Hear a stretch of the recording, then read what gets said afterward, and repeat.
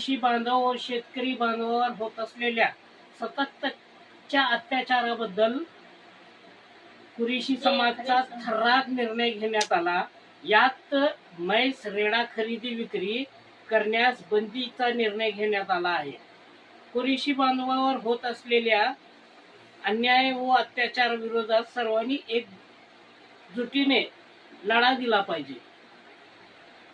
कुरेशी समाज विशेष करून मांस मटण विक्री करून आपला उदरनिर्वाह करणारा समाज आहे। प्रशासन ही गोरक्षक गुंडांना साथ देत आहे।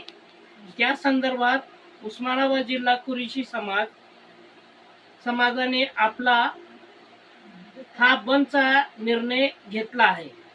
शनिवार पासून 19/7 पासून बंद।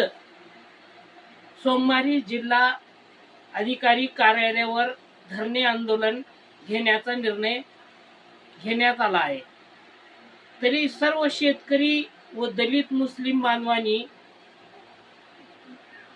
उपस्थित राहून सहकार्य करावे ही विनंती।